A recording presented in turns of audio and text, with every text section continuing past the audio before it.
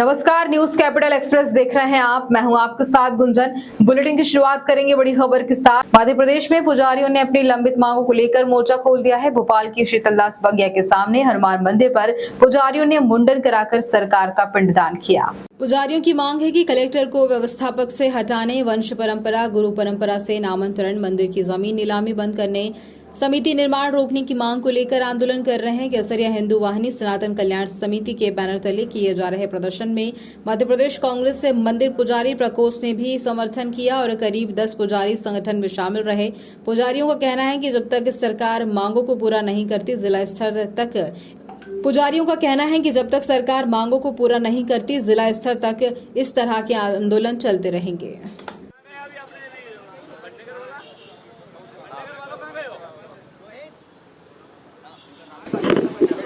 जी महाराज, कल भी आपने प्रदर्शन किया है, लगातार प्रदर्शन पे है, क्या कुछ मांगे आपकी? हमारी एक ही मांग है, मठ मंदिर से सरकारीकरण समाप्त की जाए, कलेक्टर व्यवस्थापक हटाया जाए और वंश परंपरा और गुरु शिष्य परंपरा को उस अनुसार से नामांतरण की जाए।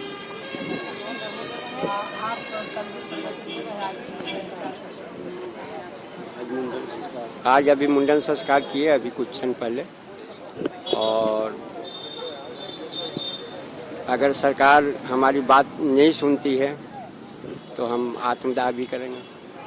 लगातार मतलब आपका प्रदर्शन चालू रहेगा? पत्रकार लगातार संघर्ष।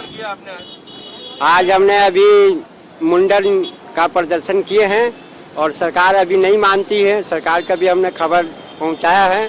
अगर सरकार कलेक्टर व्यवस्थापक नहीं हटाती है तो आत्मदाह करते हैं। मुंडन 5 आदमी ने कराया, 5 आदमी ने कराया और कराएंगे।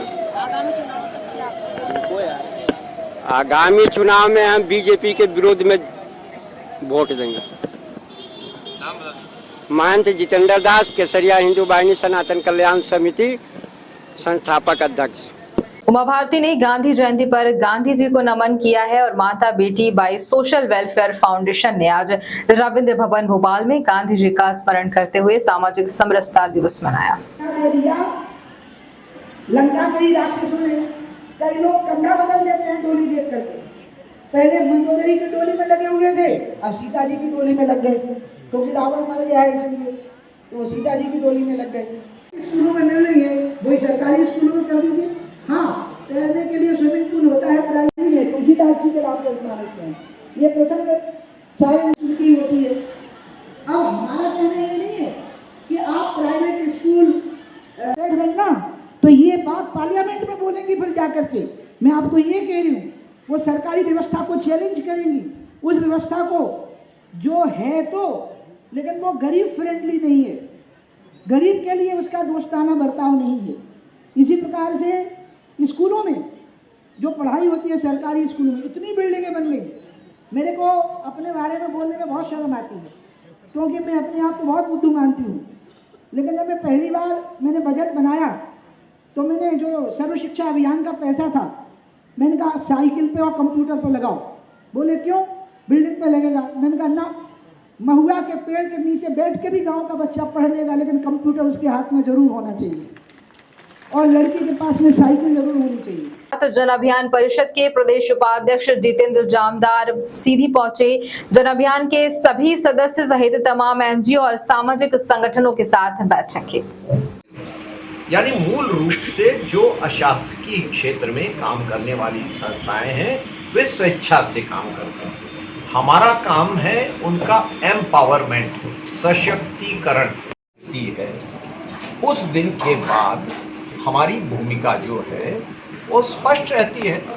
हमारा उसके बाद आचार संहिता लगने के बाद हमारी केवल एक भूमिका रहती है, वो है पूरे प्रदेश के अंदर अधिक से अधिक मतदान कराना।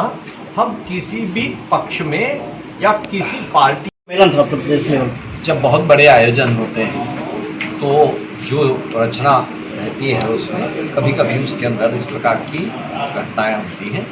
सबका नहीं होता, क्योंकि ज़्यादातर लोगों को भोजन भी मिल गया, सब कुछ मिल गया।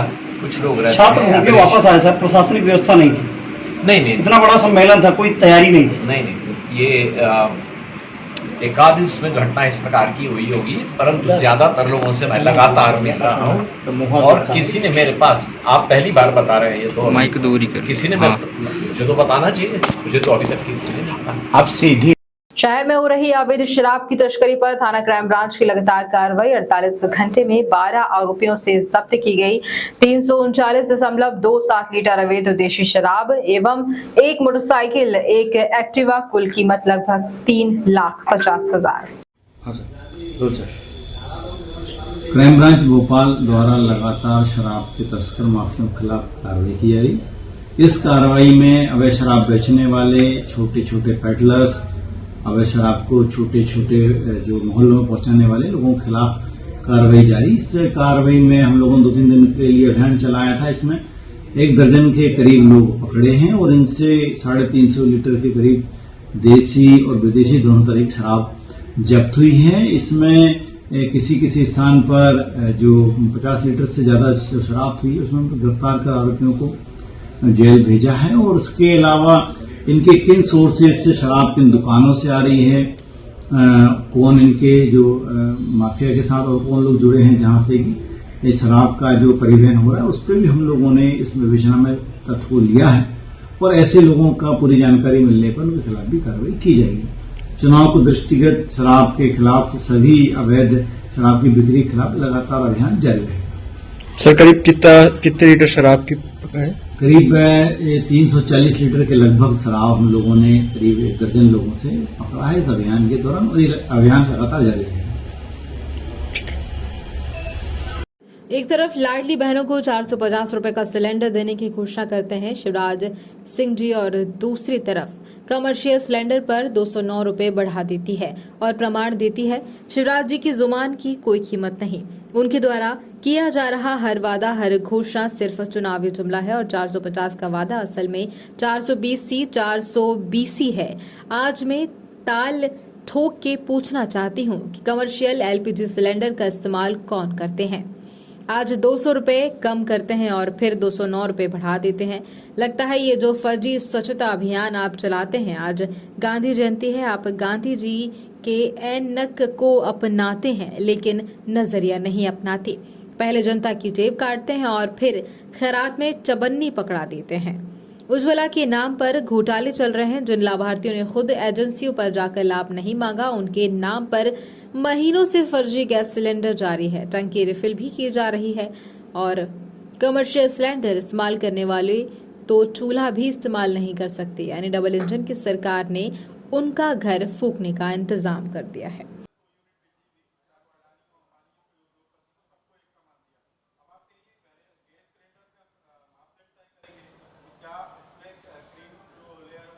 नहीं, ऐसा मैंने आपको नहीं कहा कि मापदंड होंगे और बहुत कड़े मापदंड होंगे, पर आप मान लीजिए ये बात जरूरी है कि जो अंतिम व्यक्ति है उस तक ये पहुंचना चाहिए।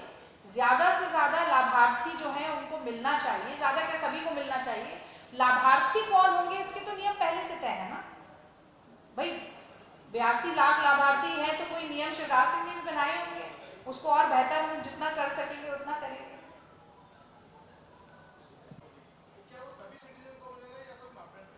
देखिए मापदंड तो होते ही हैं और मापदंड तो अभी भी है, पर कांग्रेस और भारतीय जनता पार्टी के वादों की सच्चाई को आप जरूर समझिए। मैंने शुरुआत में ये बात कही कि एक तरफ अगर वो 450 रुपए में देने की बात कर रहे हैं तो फिर उनको ये मोदी, या तो मोदी जी उनको विश्वास में नहीं लेते या मोदी जी ने उनकी सुननी बंद कर दी है।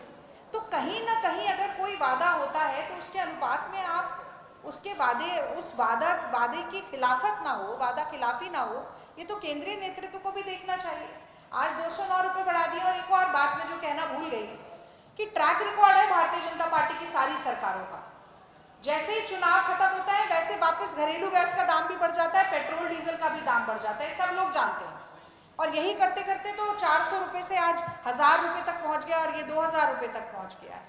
तो ये सारी बातें और फिर जुमलेबाजी तो फिर कहना ही क्या है। मुझे तो 450 का वादा करके पूछे तो मैं कहूँगी मेट्रो बुलेट ट्रेन चल गई क्या, 100 स्मार्ट सिटी बन गई क्या, 2 करोड़ नौकरियां मिल गई क्या, 15 लाख अकाउंट में आ गया। ये सब जुमलेबाजी है, कहीं ना कहीं वोट बटोरने की नई साजिश है। तो अमित शाह जी ने कहा कि ये तो जुमला था, हमने तो जुमला सुनाया था। तो मोदी जी ने एक सुझाव दिया कि भाई 2 करोड़ नौकरी तो हम दे नहीं सकते, तो नौजवानों को नाली की गैस से पकौड़े तलने चाहिए। अब तो कमर्शियल सिलेंडर भी बढ़ा दिया, तो वो पकौड़े तलने का भी जो एक अवसर था वो भी चला गया। तो नौजवान पूछेंगे ना मध्य प्रदेश के कि अब तो हम पकौड़े भी नहीं तल सकते, वो आपने वो जो हमारे पास ऑप्शन था वो भी आपने बंद कर दिया है, खत्म कर दिया है। आप 200 रुपया कम करते हैं, 209 रुपया बढ़ा देते हैं। आज गांधी जयंती है और मैं हमेशा कहती हूँ उन लोगों से जो मजबूरी का नाम महात्मा गांधी कहते हैं संघी भाजपाई, कि असल में मजबूती का नाम महात्मा गांधी है। पर दिक्कत ये है कि ये लोग गांधी जी के ऐनक को तो अपना लेते हैं, वो स्वच्छता अभियान का सिंबल बनाया है गांधी जी की ऐनक को अपना लेते हैं, नजरिए को नहीं अपनाते। यही इनकी सबसे बड़ी दुविधा है। तो आप आजकल देख रहे होंगे कई नेताओं के चित्र आ रहे हैं, खुद कचरा डाल के झाड़ू से थोड़ी धूल समेट लेते हैं, और ये जितनी धूल समेटते हैं सारी उठा के जनता की आंखों में झोंकने का काम कर रहे हैं। 200 रुपये कम करते हैं, फिर 209 बढ़ा देते हैं, यानी कि पहले जेब काटते हैं फिर खैरात बांटते हैं।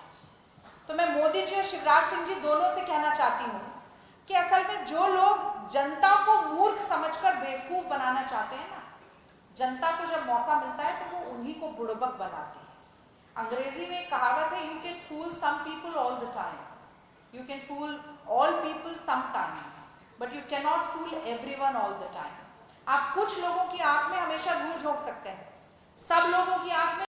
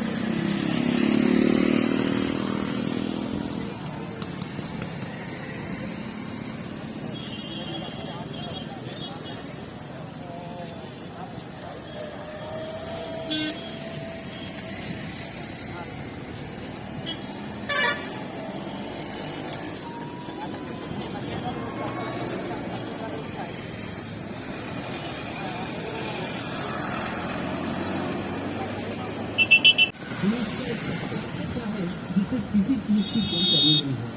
भारत की राष्ट्रीय आय का 22% हिस्से पर सिर्फ 1% लोगों का ही कब्जा है और ये तेजी से बढ़ रही है।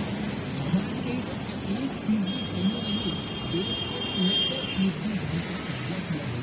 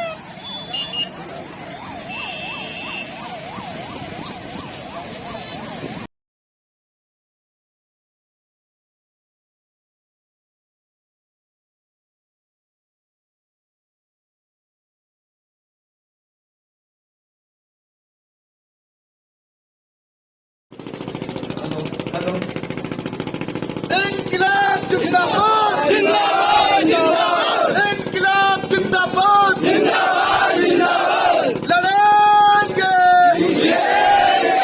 लोकतंत्र को कौन बचाएगा हम बचाएंगे लोकतंत्र को कौन बचाएगा हम बचाएंगे संविधान को कौन बचाएगा हम बचाएंगे जैसा कि सभी साथियों को विगत याद है ये लोकतंत्र बचाओ पद यात्रा 21 सितंबर से विदिशा जिले के लकेरी तहसील एक आदिवासी ग्राम ताजपुरा से ये प्रारंभ हुई है और उस गांव से प्रारंभ करने का सबसे बड़ा कारण ये रहा कि आज उस गांव में बिजली के खंभे तक नहीं गड़े हैं और बिजली के बिल बराबर आ रहे हैं।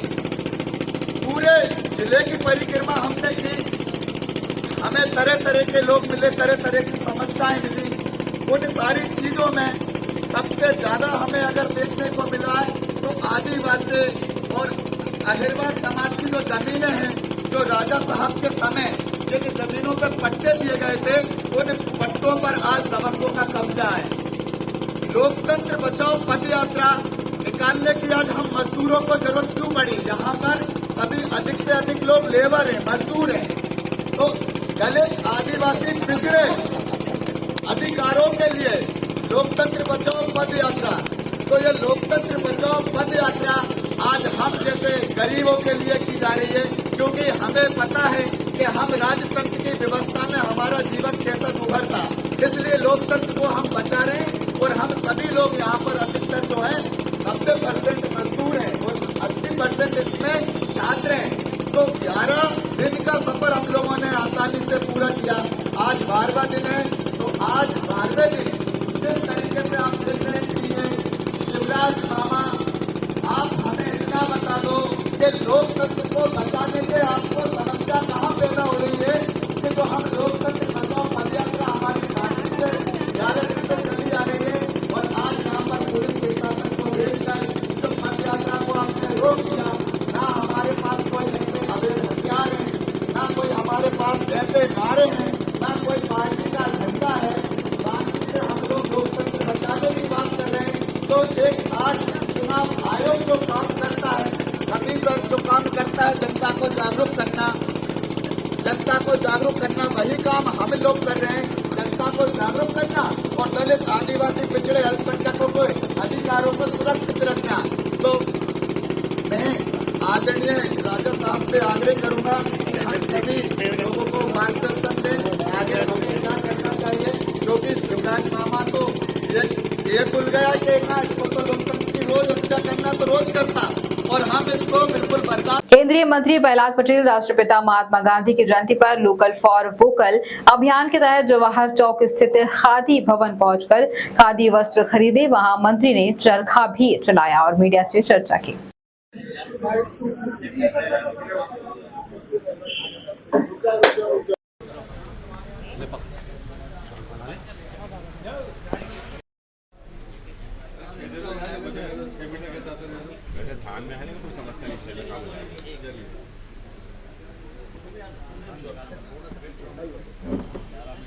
कुछ लोग कह रहे शपथ के लिए अभी भी कोई पहने हुए हो। अब तो पैसे बताओ उसके कितने हुए।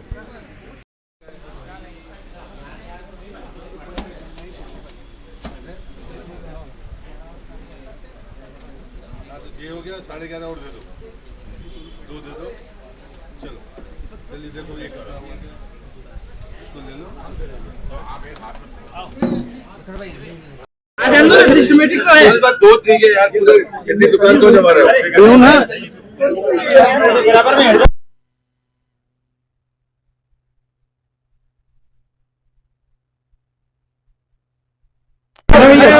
एक मिनट आराम से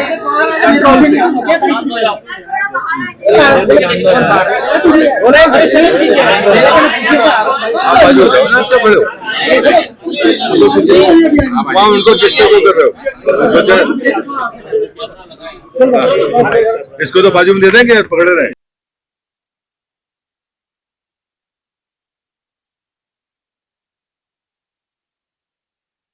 विशेष सशस्त्र पुलिस बल का जिला बल ने संविलियन संस्थारण करने के लिए एसएएफ के जवानों ने आज सरकार से मांग की है। पिछले आज से 10 साल बाद की, 15 साल बाद की, तो मुझे लगता है उस समय से तो आज थानों की कंडीशन बहुत अच्छी। आज हमारे सेना के सम्मिलन करा नहीं, ऐसे पुलिस के बीच काम अच्छे से हो पाएगा, क्योंकि पुलिस की भूमिका एक अलग होती है और आप लोगों की भूमिका अलग होती है। आप भूमिका सेवा भाव होता है, लेकिन मुझे ये बताया गया कि समाज की सुरक्षा का दायित्व इन लोगों के पास, फिर वो पुलिस हो या एसएएफ हो, जब काम एक है तो दिल एक क्यों नहीं हो सकता।